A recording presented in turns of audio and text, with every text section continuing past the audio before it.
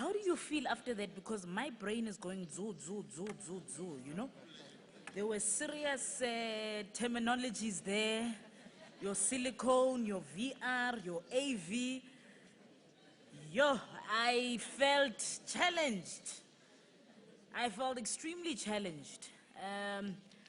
But thank you very much to the panel. Thank you so much, Sanisha, as well, for seeing, you know, potential in a young person and actually giving them a chance. I think politics needs to learn a lesson or two from that. Are we still okay? If you are feeling restless, there are some candies and sweets on your table. So just eat. You know, and endearments are very addictive. And if you are diabetic, you are kind of safe. Wow. All right. No, we can start 2 conferences. I'll wait for yours to end. No problem. So y'all can chat along while the camera is focused on me.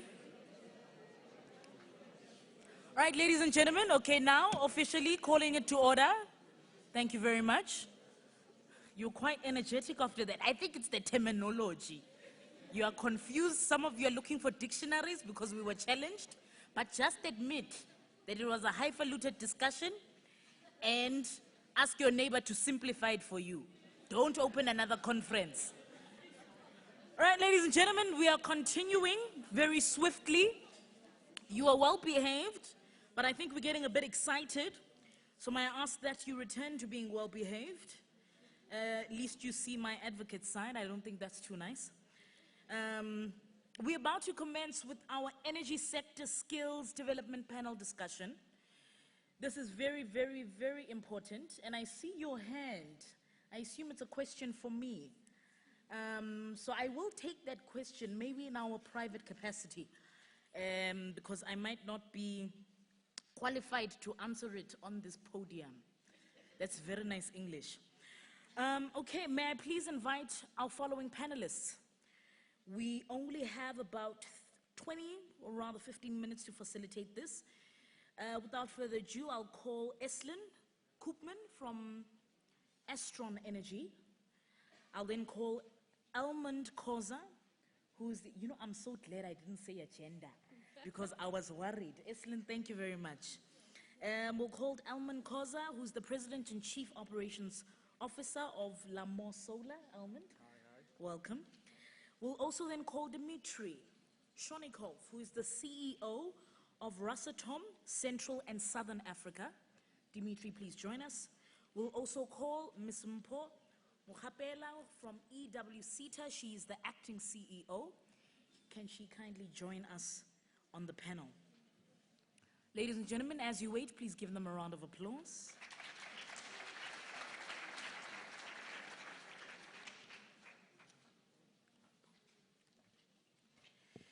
For me, this is a very strategic panel discussion, and I think the contents of energy, oil, and gas tend to be avoided or handled by industry experts and leaders.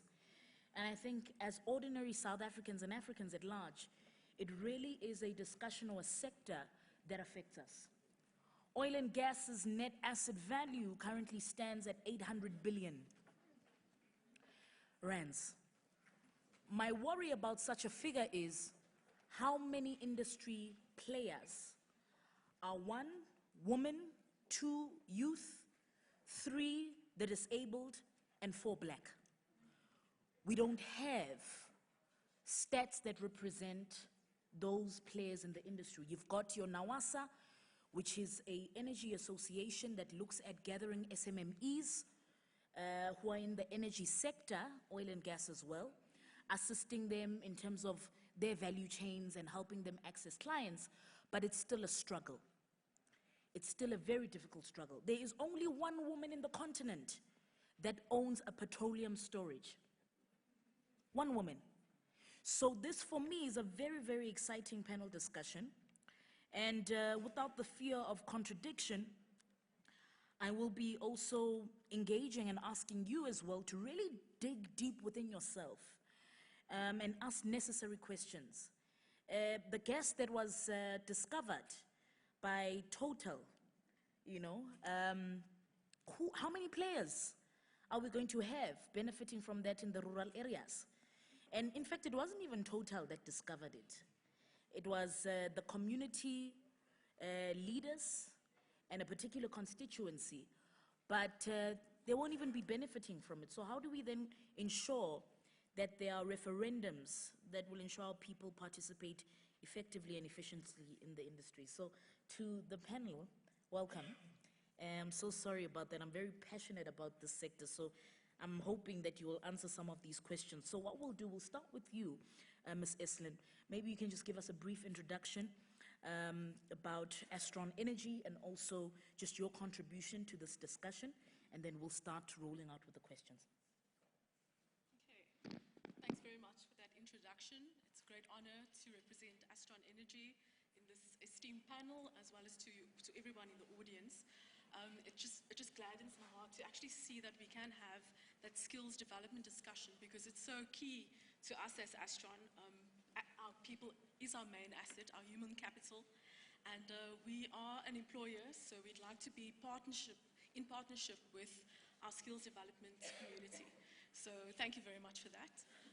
Astron Energy, you may not have heard the name before, but we've actually been operating under another name for the last 100 years in South Africa. So the 850 Caltex garages are supplied by Astron Energy, who makes petroleum products. So we use crude oil as our raw material, and we actually then make jet fuel, diesel, gasolines, and LPG for the markets. In terms of skills development, we are very strategically partnered with many sectors. We're looking at grassroots level at schools, universities, and as well as across the country. So I can go through a few of those. But what I'd really like us to really understand is also, as an employer, we realize that people come into industry with a lot of book knowledge and information. And we'd like to, ensure that we can address that throughout stages of education to get them to actually being a contributing member of the industry. And in that sense, how do we come together at those critical developmental stages where we can guide from school level right up until university, so that we're ready for industry and for tackling the challenges presented by innovation, new technological advancements in an industry that's effectively hundreds of years old. So not many innovations have come through, the refinery being almost 100 years. It's a challenge that we need to overcome, and we want to partner with as many of the skills development sector as we can. Sure. All right, maybe I Yeah, sure, Eslin. All right, so I'd like to share maybe a few of those, social investment, education workforce where we are busy. So we do have a learning and development program. We have a graduate program in which started in 2012 already. And it's got a 90% absorption rate. We've had about 130 graduates that's passed through the program. The refinery is based in Cape Town, so the refinery supplies most of the Western Cape and the Eastern Cape with products. But we're also looking further afield. We've got in-service training programs as well that's running, apprenticeships. So every year the refinery has a shutdown in which we're looking for semi-skilled and guys that are trained as artisans, so that we can actually empower the country as a whole to make those artisans available. We mostly utilize them when we have in our shutdowns.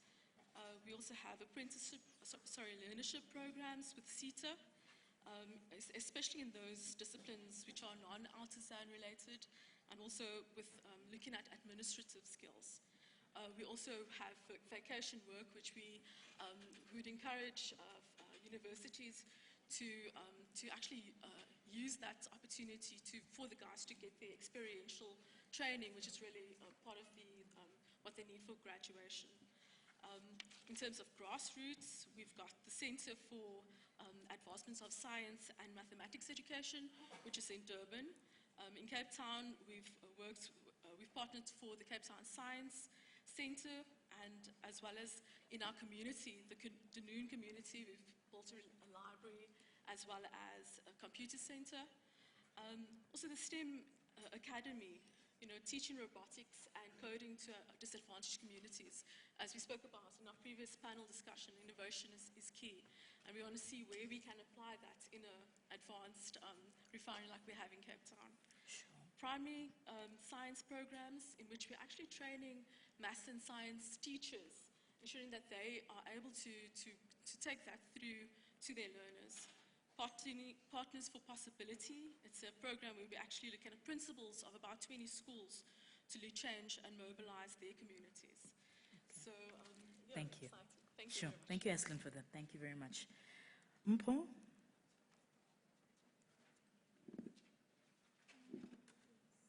Thank you.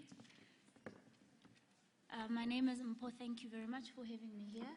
And from Energy and Water SETA, you mentioned you need women who are young, black, and disabled. I'm technologically disabled, so I'll probably qualify Wow. in those areas. But I come from the SETA space, and I represent, I'm going to say I represent government. The reality, we are not experts in energy, we are not experts in water, but our responsibility is to ensure that there is skills development within South Africa. One of the biggest questions, I've been listening, there's statistics that are coming out, 300,000 graduates that are seeking employment. We've got people who've gone through learnerships after learnership, even repeat learnerships just to stay in the system, who are not being employed. The question is, where are we going wrong? For as long as we keep training, and I'm not very liked when I talk to service providers and I say, it's nice when you get big numbers to train, but what for?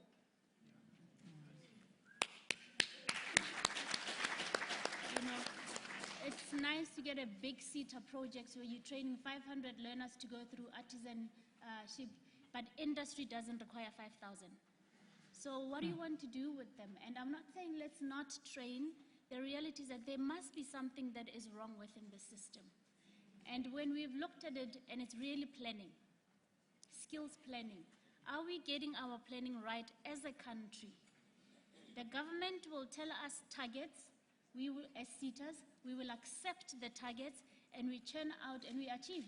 You look at our strat plans and our reports, we are achieving. But what is happening when it comes to skills development in South Africa? We're going nowhere slowly. I come from the finance background, and a couple of years ago when I was young, How? Please don't insult us, Mpho. Mpho, don't insult us, okay? Couple of years ago, I was driving out from a client, and I stopped at a traffic light, and a small boy was asking for something, and I'm not a fan of giving money. So I said, I don't have, and I looked away, and he smashed my window. And I got home, and I really thought about it, and I said, if this young boy is given an opportunity to, at that time I said, is educated and is able to get a job, it doesn't change only his life, but his brother's lives, his mother's life, his children's life, and it changes the community's life. But when I got into the education space, I realized that we're giving him education, but after education, he goes back to the streets more frustrated. And that's what we are doing. We're frustrating, we're actually feeding into a pipe that is going to burst. Sure. We like to talk about a pipeline, but I think it's getting full and it's gonna burst on our face. Free education is coming, has come. If we have 300,000 that is unemployed, after the next 3 years after free education, how many numbers are we going to have? And the reality, for me, the issue is planning. There is great intentions from the government. From a SETA perspective, we are created, and maybe the SETAs are realizing the role they should be playing. Our role is not to put people in class and let them leave. And we are realizing that maybe it's late, but we are realizing it. But the role we're supposed to be playing is to facilitate the conversations between training institution and industry. Without industry, our planning is skewed. And that's what we're working on right now. I was asking Astron outside, I said, who Who do you submit your skills planning and projections to? And I said, as an energy sector, I don't have your skills planning, so who's responding to it? So we've got this skewed planning process, and what is resulting in is that we're spending money in research as CETAs. We shouldn't be. We shouldn't be spending so much money in research when we've got employers who know. And one of the greatest reasons is that employers are refusing to take big numbers to train because they don't know what to do with those big numbers. But training providers are taking them. So when the employer says, I need 10, why are you training 1,000? So for me, from a skills development perspective, is that let's get together and just plan. What is the plan? And the reality, if the government doesn't have a plan, how does the industry respond? So government, whoever's from government here, including me, let's define what is the energy plan for the country, what is the growth plan for the country, and let industry assist us. Let industry assist, inform the plans so that we can respond to the skills needs. So that's only for me. I'm saying skills development is not training. Quality of what comes out and relevance of what comes out post-training is what matters. Thank you. Powerful. Power, power, power. Thank you very much, Mpo, for that. We'll then go to Almond Khoza. Thanks very much. Firstly, I'd like to thank you for calling my name properly, Elmond, not Almond. You. Such pressure. Otherwise, I'll be a nutcase, right?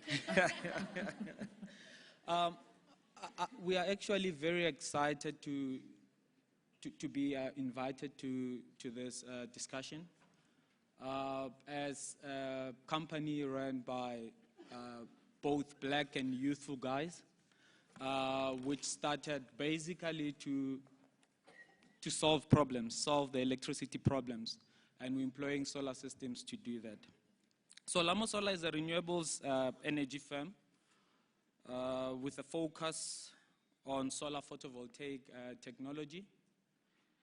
We deploy our systems on commercial and industrial rooftops.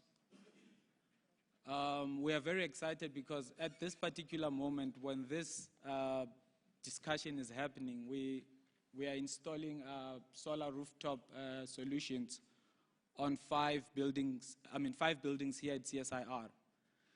And for us, it's very encouraging to see that industry is opening up to both black and youth entrepreneurs to come up with innovation and solutions for the country. I'd like to say that, like the Stone Age, the fossil fuel industry is not going to stop because we're going to run out of fossil fuels. It will stop because there are better ways of doing things. That's one. We are in the 4th industrial revolution, and automation is upon us. Therefore, let's embrace automation. The Japanese say that it's actually inhuman to expect that which can be done by a machine to be done by a human. So we need to embrace the 4th industrial revolution. And us as a company, Lamo Solar, in the rooftop photovoltaic space, would like to encourage that. So I'd like to step back a bit about where we have been and where we are at the moment. Like, we're already on the 4th industrial revolution. One can ask, what happened in the first 3? If you can remember in the 1st industrial revolution, some of you are young, you wouldn't remember. Jeez, there are so many insults on this panel, eh? Some are saying they are young, but they are old. Some are saying they are old, but they are young. But I remember very well.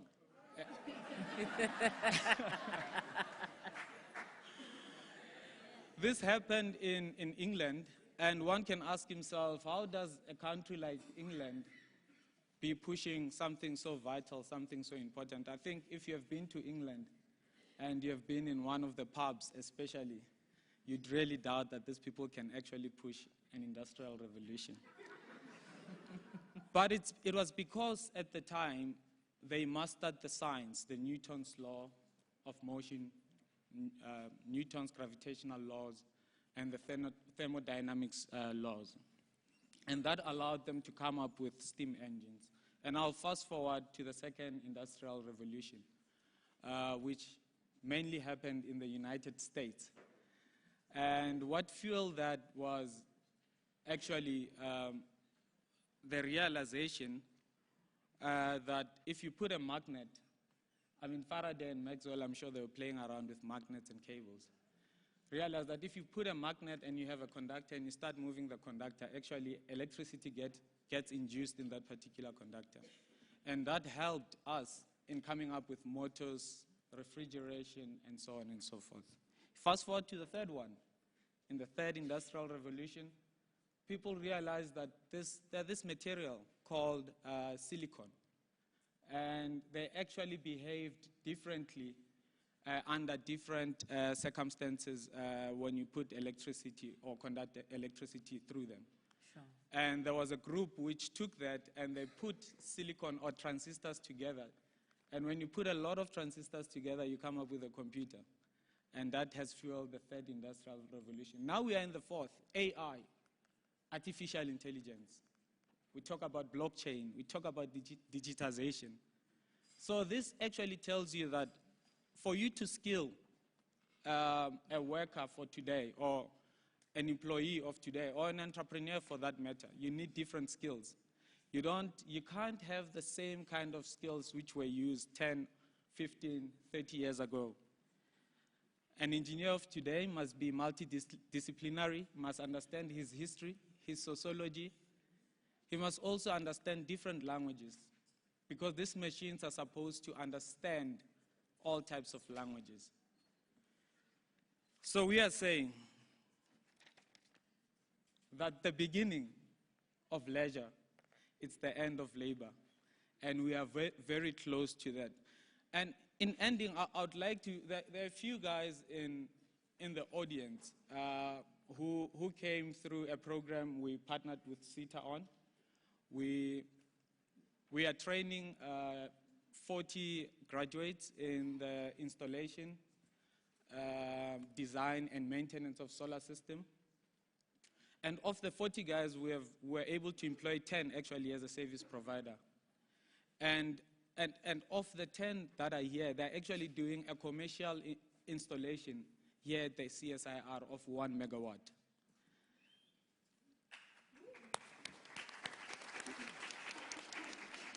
Thank you, Mr. Thank you. Koza. Thank you. We'll now go to Dimitri. Mr. Dimitri. Good afternoon, ladies and gentlemen. My name is Dimitri Shornikov. I'm from Rosatom Central and Southern Africa, which is an African arm of Rosatom State Nuclear Energy Corporation of Russia. Before I proceed, I would just like to say a big thanks to the previous panelists who were speaking with such a passion about all the latest technologies, such as IE, VR, AR. So they really gave me a nudge that I need to go and update myself with the latest developments, otherwise I feel outdated. This is absolutely awesome. And today it is my pleasure to give you a snapshot how awesome is nuclear industry in terms of job creation and skills development. Our own calculations show that one job created in a nuclear industry creates approximately 12 jobs in supportive industries. There is a research conducted in the United States by the Institute of Nuclear Energy, which says that on average, a nuclear power plant generates $40 million of employment income per annum. And just for comparison reasons, the United States nuclear power industry employs about 100,000 people in nuclear plants, as well as 470,000 people in supportive jobs. A construction of 1 gigawatt of nuclear power creates about 200,000 jobs, year employment jobs. And the life cycle of a nuclear power plant, from commissioning to decommissioning and handling the nuclear waste, creates about 50,000 jobs, which is, I think, amazing. What our company, what is the input of our company into skills development and employment creation? What makes us, first of all, what makes us the global leaders? First of all, it's our integrated offer. Before we even start constructing a nuclear power plant, we commit to creating all the skill set that is required to operate a nuclear power plant, which means that we train, we give bursaries to students in nuclear sciences, so that these students, the local students, can operate their local nuclear power plants. Currently, we have about 50 students from sub-Saharan Africa studying in Russian universities, studying nuclear sciences, and all these students will be employed. They have guaranteed employment in our nuclear facilities. Thank you very much. Thank you very much. Okay, so I have one question to each panel, which I'm then hoping will then filter to the audience. So please also get your questions ready. We're only here for the next at least 10 minutes before we go through to lunch. I'll begin with you, Ashton. I think Mpo posed quite a challenging assignment there, wanting to know about your energy. So what is your energy plan as Ashton Energy, and how does it serve socio-economic integration? So I invite Mpo to come to our stand at 26 and 27. Sorry. So please come to our stand and we can discuss it, because we do have a plan. It is something that we've progressed every year. We work closely with CETA. So perhaps the right person wasn't there to answer your question. But we do partner in terms of engineering and operations staff. So a big part of the refinery business is the operations side. And that's where we are utilizing in-service trainees who get an opportunity to do on-the-job training and also do further skills development within that opportunity. So that plan is released every year.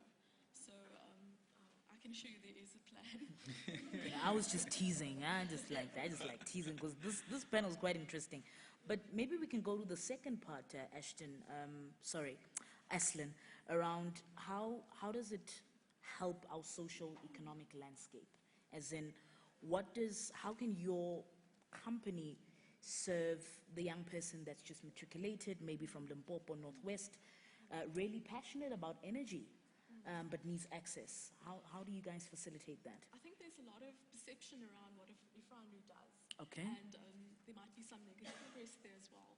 But what we try and dispel some of the myths around that, and especially at the refinery in Cape Town, we actually have tours that we actually present to school-going kids, to the community, our neighbors as well, where we try and debunk some of those misperceptions. And I think it's around making sure that it's accessible to people. People might think it's this big bubble. What is actually happening there? We speak around, we've got a laboratory. So there's chemists that work there on a full-time basis.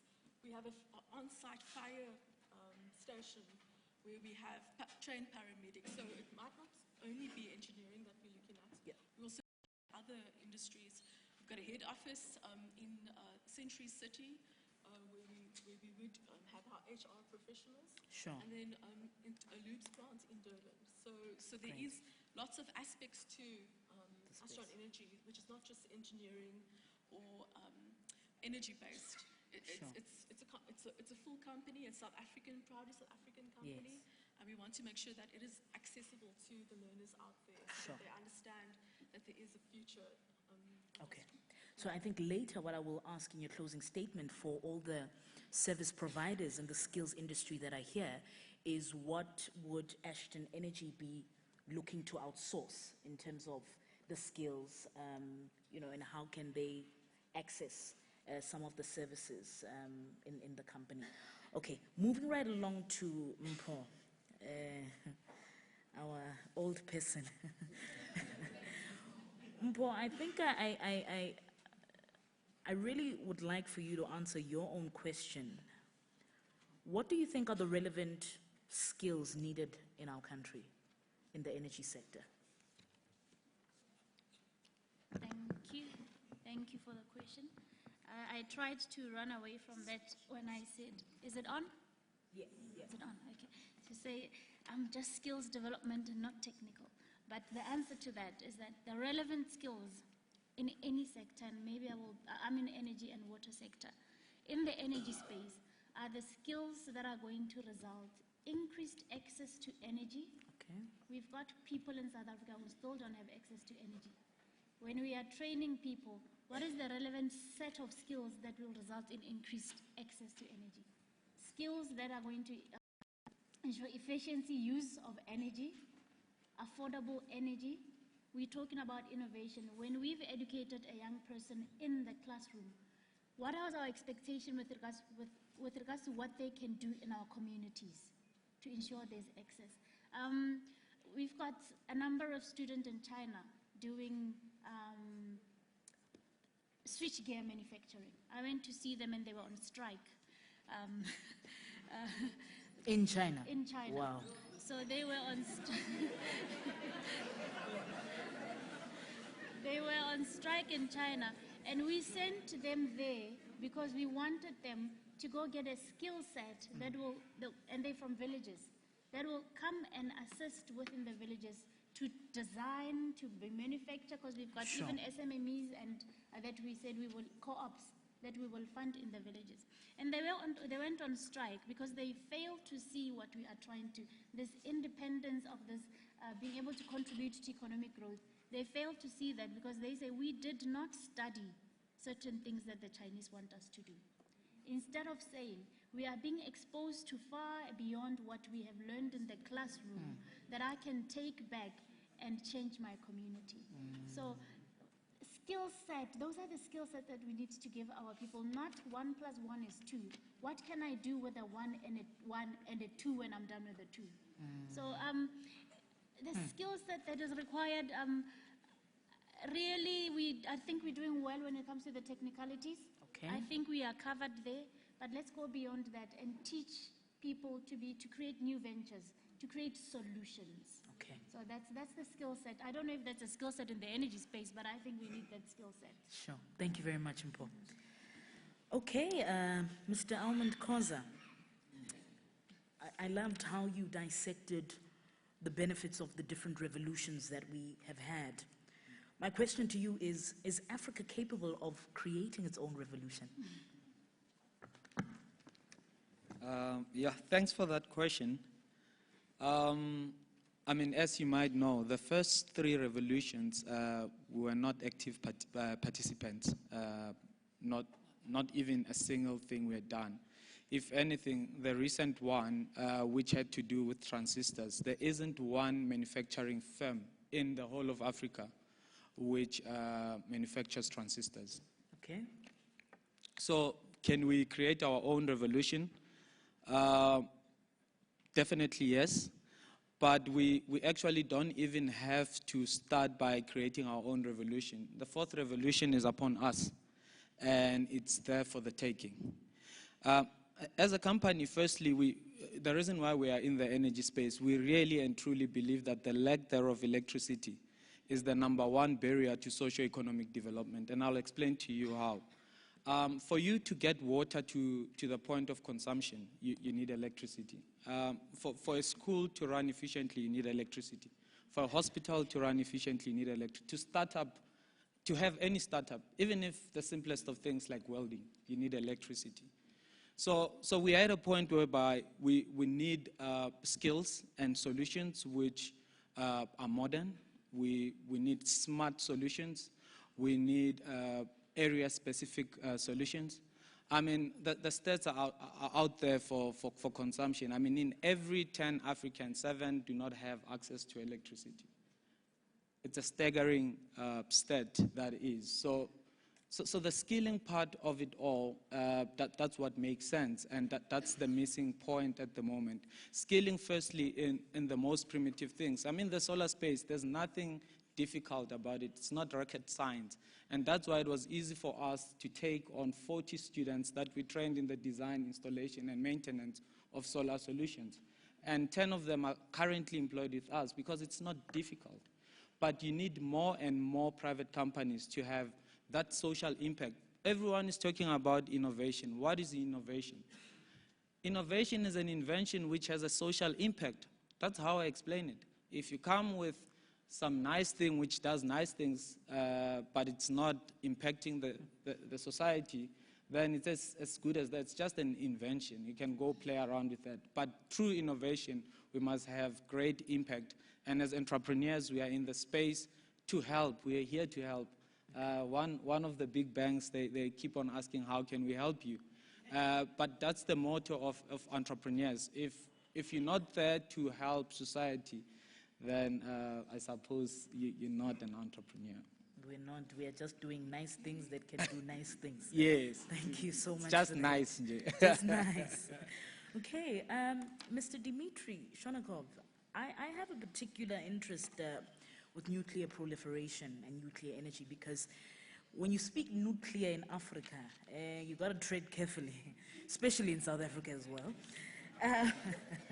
So my question to you, just under general, is what are the nuclear projects that the company, Rosatom Central and Southern Africa, is busy with, that we could say are really impacting the continent, creating awareness, creating knowledge about nuclear in the country and continent as well? Thank you very much for this very good question.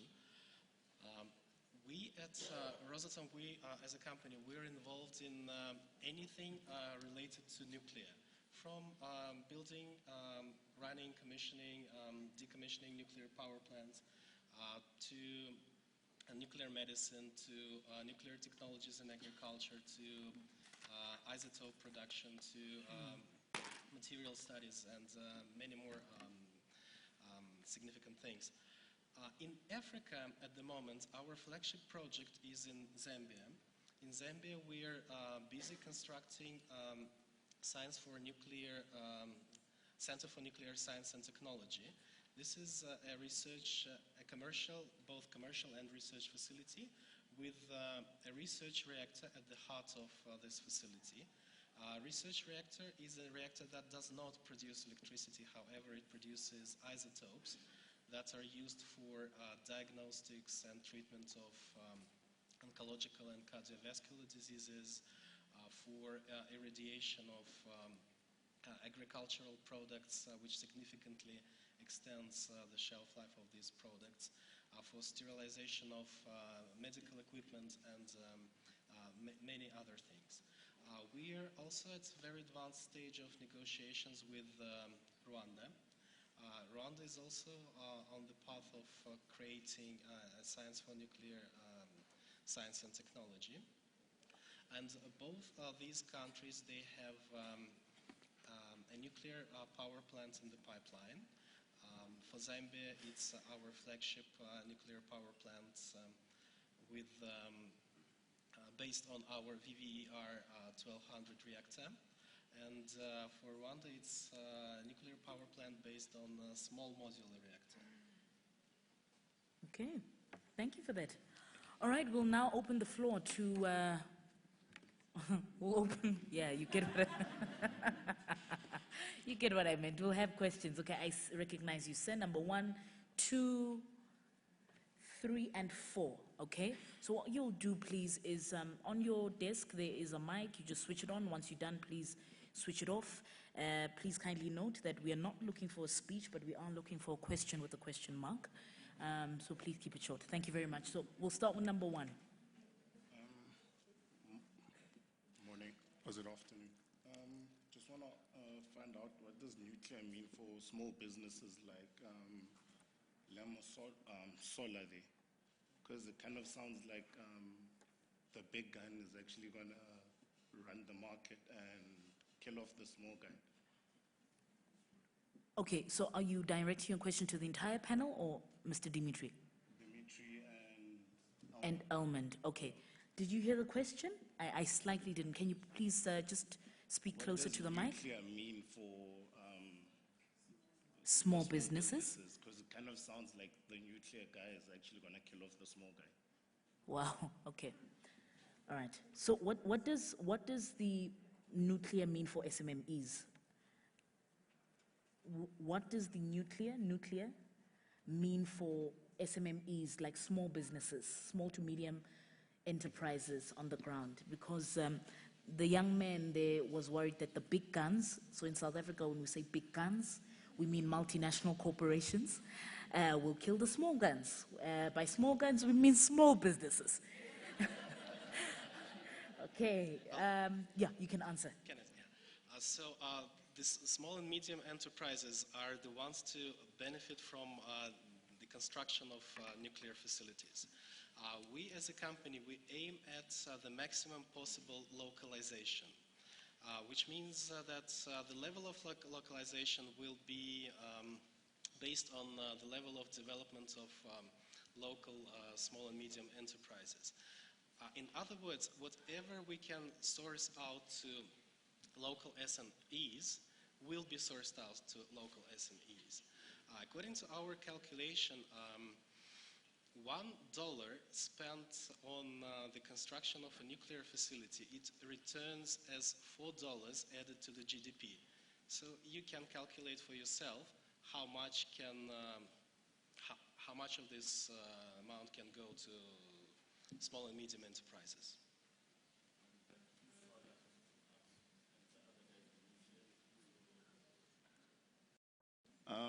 You guys are nuclear and the other guy's solar, so I'm not getting it.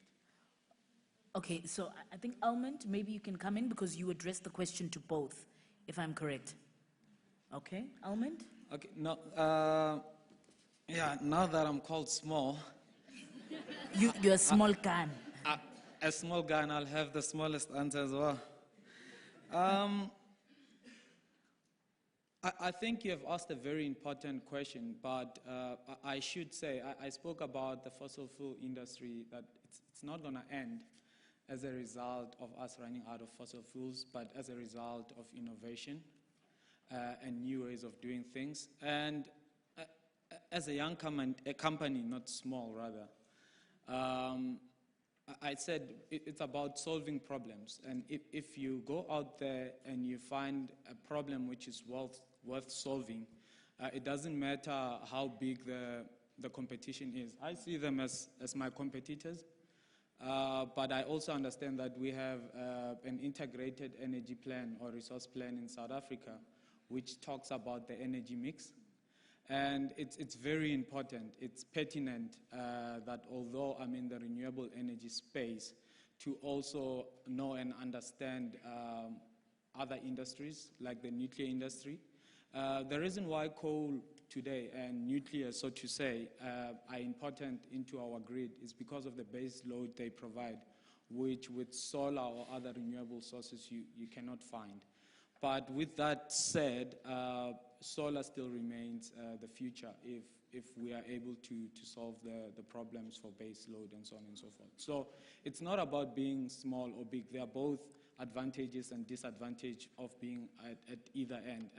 I can tell you today, as an SME, we are more flexible, if anything, than any big company which is in the space. And those are some of the advantages you should look at as an SME. Don't look at how much money one has as a company, but you must look at the advantages in terms of how gullible and how flexible your company can be in providing even a better service, so to say. I can say to any big company in the space that we are in, we definitely provide our clients a better service compared to them. Thank you. Thank you so much. Leave the guns out, my brother, because guns kill. They just shoot. Yeah. Let's just use MNCs and SMMEs. Okay, question 2. Question 2 was right about this side. Yes. Okay, my name is Kagiso Khoman from an organization called For the Youth by the Youth. Then my question is based on the first speaker, Astran Energy. Okay. Astron Ashton Energy, sure. Yes. Like you always mentioned universities, so I'd like to check what are the opportunities for those who are from the TVET colleges? Interesting question. Okay. Thank you for that question. Can you switch on your mic? Okay, he's sitting right there. The mic. Okay. Please switch on your mic, Aslan. Thank you. Thanks for that question. So I have mentioned universities, but I also spoke about in-service trainees, and that's looking at the colleges, especially the institutions of higher learning technology colleges. So we do have an in-service program. So both universities and the colleges need experiential, the practical training. So we do have a program that started in, I think it was 2012. It's been running, actually it's been running for 15 years, so 2004. So we do have that as well. Okay. Something further to the question? Are you answered, sir? Please switch on the mic, sir. And I see you like rapping. See the rap star. Just switch on the mic. Yes, sir. Yes, like I have a database of students who have completed their qualifications and they are sitting at home without any in-service training. So how am I able to assess the opportunities that you are talking about? We'll need to approach let's approach the stand at 26 and 27. Right. I think we can look at that specifics of your students. Okay, thank you very much. Thank you. So all the panelists do have stands at the exhibition section.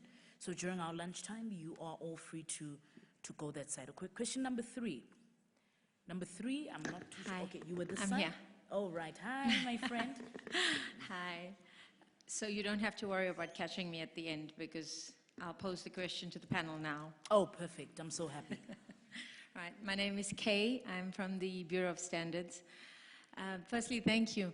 You make an awesome MC and Master of Ceremonies. You're doing a brilliant job, so thank you very much for this. Thank you. I'm not sure who in the panel would be able to answer this. We're discussing quite a few initiatives, quite a few issues that are tabled over the course of this morning. The main thing is bringing about synergy between education, government, and industry. Sure. To summarize what I'm hearing here, we have these, and I do agree with panelists there in terms of the fact that training does not beget capacity building. We have a difference in balance between capacitation and input or offtake in industry. And then we've got this thing that we keep talking about today called the 4th Industrial Revolution, but I'm not sure how much of what we've done in our country has quantified the percentage of our economy that's actually even reached the 3rd revolution yet. Sure. So while one of the speakers said, we keep training and resulting in this frustrated economy that we keep sending back, need begets action.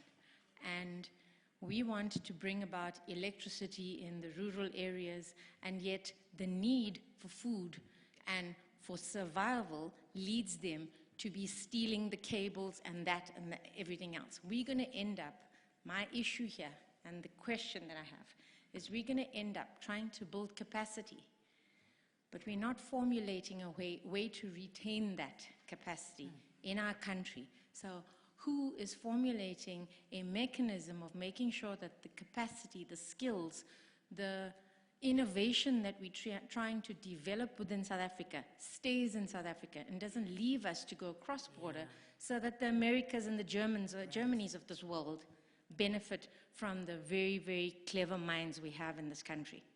Sure, that's quite That's a my brilliant question. first part of the question. The second part. There's more, all right. There's more. The second part of the question is, are we formulating and developing a mechanism where the capacity building becomes more meaningful within our economy, in the sense that we're building community solutions that will be able to speak, so the capacitation we develop will be able to speak to the need that will then preserve entrepreneurship and innovation rather than kill it before it even begins. Sure, thank you for that. Anyone on the panel? Mpo, I think, no. I felt you, sister. Answer it, please. Thank you very much for that question. It's the question that when we're sitting, not me, when we are sitting in Parliament, these are the things we should be yearning to address.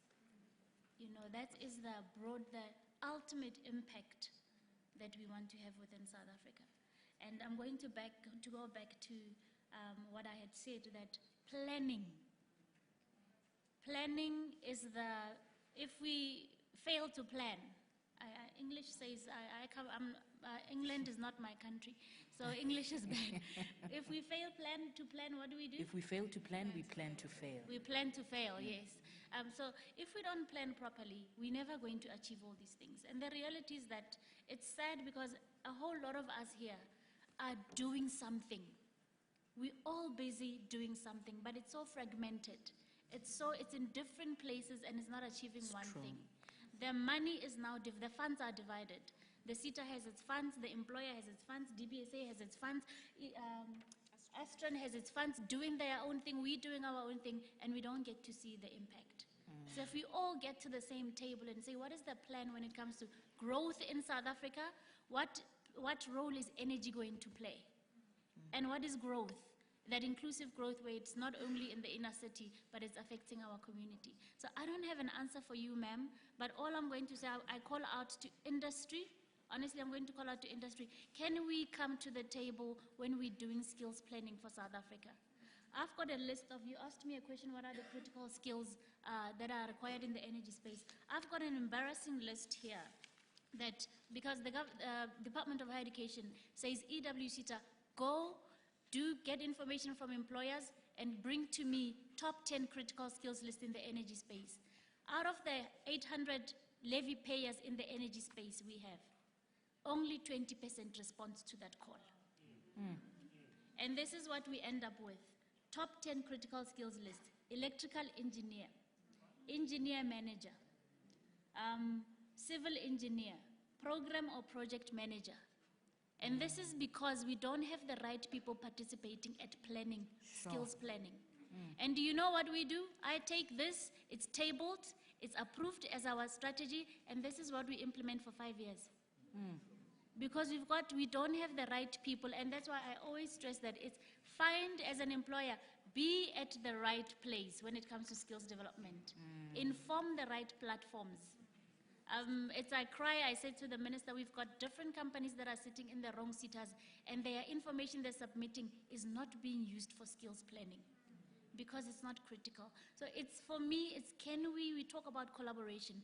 Can we come to the table and the right tables and give the right information? That will improve our planning. Well, you're going to see me at your desk very soon. Thank you,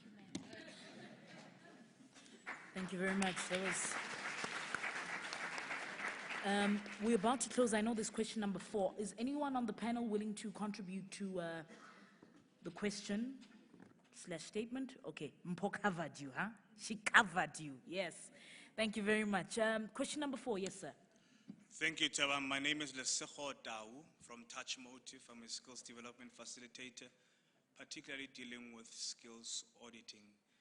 My deposit is on 2 proposals that I want to put on the table. particularly to Hagai and the graduates cooperative. I think I need to applaud the call that was made by His Excellency President Cyril Ramaphosa when he said we need to eliminate the work experience in state institutions and some of the institutions that they partnered with. Now, I'm an affiliate of the Skills Portal, and on Wednesday they posted that there are 12,300 jobs available currently in SA in the skills sector. And I'm trying to equate what I'm hearing since the morning I came here to what we are finding on the tables to say, does the mathematics then make sense? My deposit is to say, this means industry is not consuming enough graduates, of course, as a result of worry of productivity and workplace error. I do understand that. However, if you look into industry, there's a high volume of personnel that qualify to go on early pension, and most of them, they are in high positions, and they qualify to go on pension. My proposals, the first one, particularly to Hagai, generate an association perhaps that says retired industry advisors.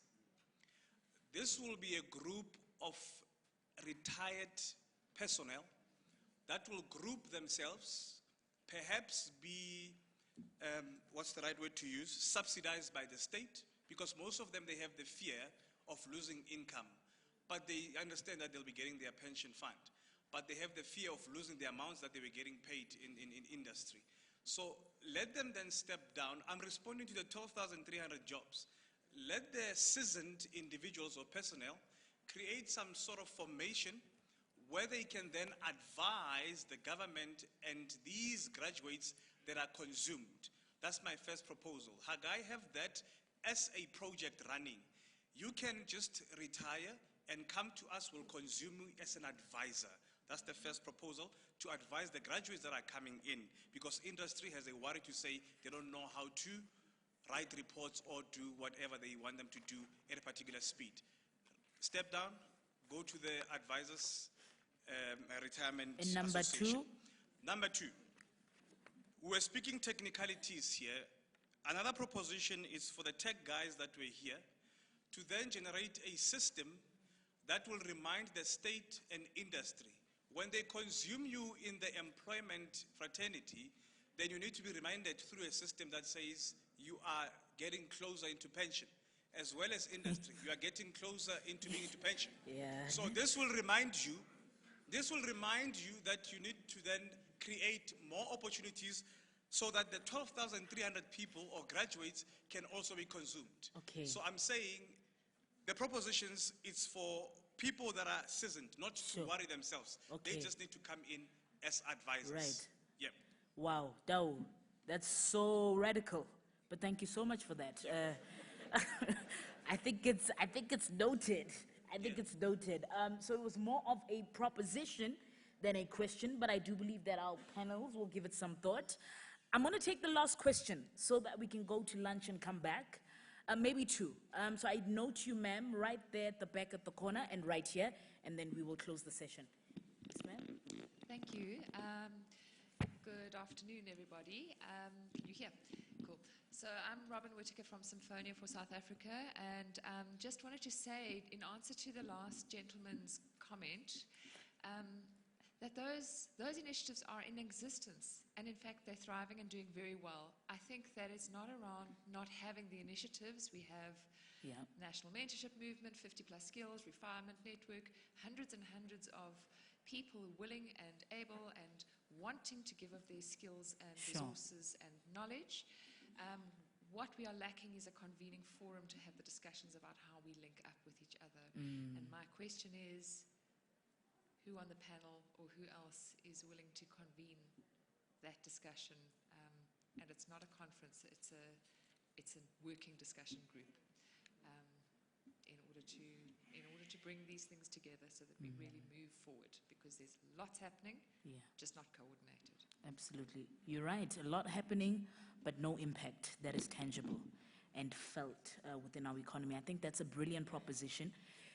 please be strategic when asking for business cards. Because some of us, you use business cards as toothpicks when you can't find one. Sometimes you use it, I don't know for what. So if you're going to request a business card or even submit yours to either panelists or former speakers, please can you be strategic? Now in this day and age, we can't afford to be on some, no, so I'm associated to the acting CEO of CETA, you know, that whole make me look good and you're posing, taking selfies. Whilst you're taking selfies, people are creating and making things in the world. So let us be strategic on that note. I know the toothpick situation because I used to do it, but that's okay. So we'll take the last question right here. Hi, I think I got covered by the lady, but I'll just add on that part of the things that we are missing in this brilliant discussion is the basic education. Because we need to go back to ECD. Sure. Let's probably try and look at how can we make these kids start doing project-based type of training. Let's start from their environment. What is it that they can do to bring solutions so that one day they will understand how to become innovators that will be mentioned accordingly? Thank you. Sure. So Mpo, I think already you've got a task team in this room. You've got industry, you've got service providers that are willing to launch that discussion. So yeah, perhaps we can also get your details. And the question that you're asking, let's see how we generate the answers together as well. All right, can I have the closing remarks from all the panelists? And maybe you can also answer to the last 3 questions, including the one with the senior citizens and affiliation. My ears started itching there, but please, let me hear from you guys. So we'll start with you, Aslan. Just your final remarks. Thanks very much. Okay, can switch on your mic. Thank you all for the questions. Just in closing, I'd just like to express again how valuable this session is to be sitting with government, to be sitting with industry, and also with skills development. And you know, it's in everyone's best interest to actually get together and to formalize these programs. So you know, we look forward to further interactions that way. Sure. As far as your comment on basic education, so you know that's close to our hearts as well at Astron Energy. So we do have some initiatives. We're trying to target teachers, learners, and principals to actually get them to understand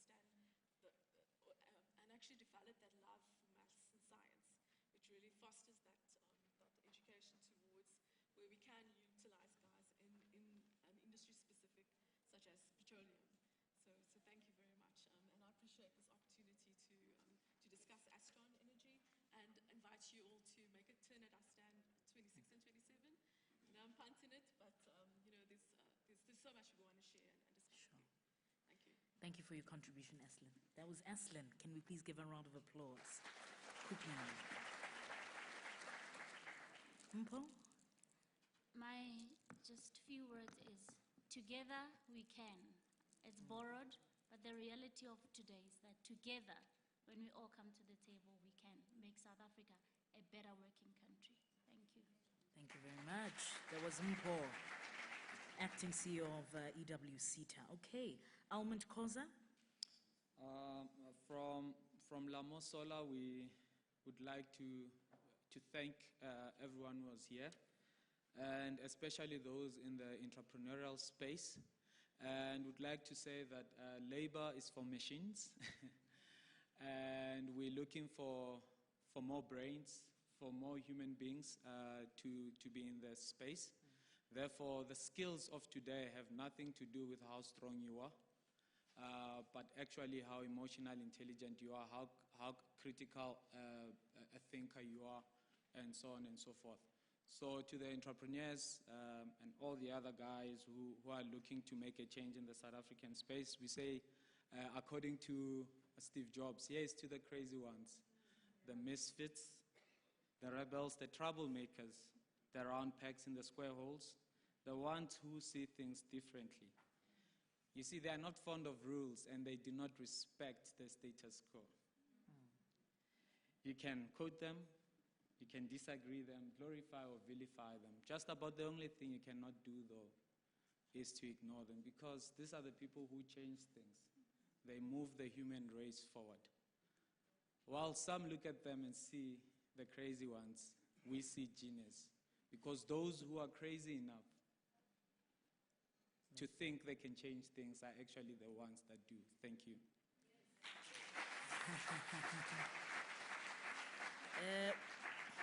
Mr. Elman Kozai certainly might say that you cannot be ignored.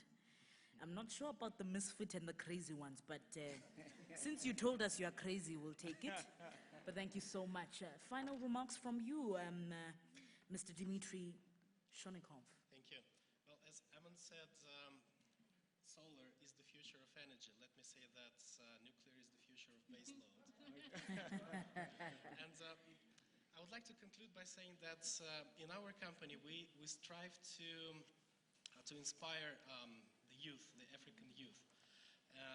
First of all, by running competitions, running public awareness events, we try to popularize nuclear.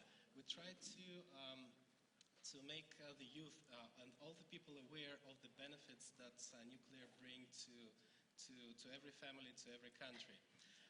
So if anybody got inspired, or if anyone wants to get inspired, please visit our website, please visit our Facebook page.